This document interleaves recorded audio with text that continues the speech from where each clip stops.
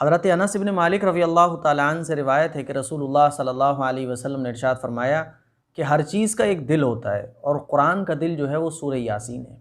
तो कुरान का जो दिल है वो सूरह यासीन है। जो शख्स इस सूरत को एक बार पढ़ेगा अल्लाह ताला उसको 10 कुरान का सवाब अता करेगा। इतना बड़ा सवाब है सूरह यासीन पढ़ने का।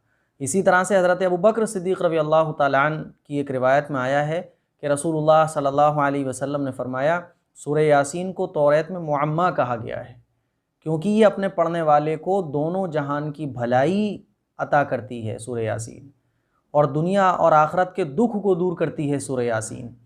इसका नाम दाफ़िया और काज़िया भी है।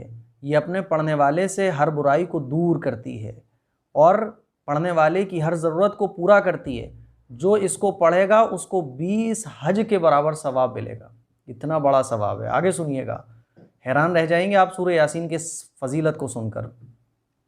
और जो इसको सुनेगा उसको राह हक में 1000 दीनार सर्फ करने के बराबर सवाब मिलेगा, और जो इसको लिखेगा उसके सीने के अंदर 1000 दवाएं और 1000 नूर और 1000 यकीन और 1000 नेकियां और 1000 नेमतें दाखिल कर दी जाएंगी जो सूरह यासीन को लिखेगा, और 1000 कीने और मर्ज़ इसके अंदर से निकाल दिए जाएंगे। इतना बड़ा सवाब है और इतना बड़े फ़ायदे हैं सूरह यासीन के। ये भी हज़रत अबू बकर सिद्दीक़ रज़ी अल्लाह तआला अन्हु से रिवायत है कि रसूलुल्लाह सल्लल्लाहु अलैहि वसल्लम ने इरशाद फरमाया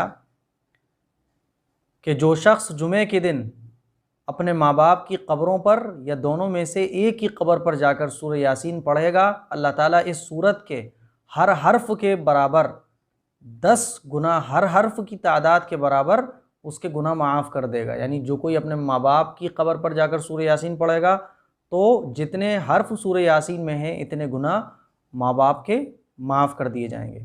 और इस सूरत के पढ़ने वाले का नाम शरीफ आया है और क़यामत के दिन इसकी शफ़ाअत कबीला रबिया के लोगों से ज़्यादा के लिए कबूल होगी।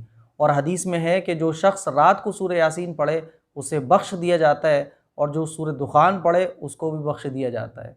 तो उस सूरह यासीन पढ़ने की हमें आदत बनाना चाहिए कि जिस मरने वाले के पास सूरह यासीन पढ़ी जाए तो उसकी मौत के वक्त आसानी हो जाती है। अगर किसी के मरने का वक्त करीब हो तो उसके पास बैठकर हमें सूरह यासीन पढ़ना चाहिए, तो इससे रूह निकलने में आसानी होती है। एक दूसरी हदीस में हज़रत अब्दुल्लाह इब्न ज़ुबैर रज़ी अल्लाह तआला अन्हु की रिवायत है कि जो शख्स सूरह यासीन को अपनी ज़रूरत का पेश रू बनाएगा उसकी ज़रूरत पूरी कर दी जाएगी। यानी अगर आपको कोई ज़रूरत है तो ज़रूरत के लिए भी आप सूरह यासीन पढ़ सकते हैं, तो उससे क्या होगा कि वो ज़रूरत पूरी हो जाएगी। तो ये सूरह यासीन के कुछ फ़ायदे हैं जो मैंने आप लोगों से शेयर किए। सूरह यासीन रोज़ाना पढ़ना ये मसनून भी है, इसीलिए सूरह यासीन पढ़ने की आदत बनाएं और रोज़ाना सूरह यासीन एक मरतबा ज़रूर पढ़ें।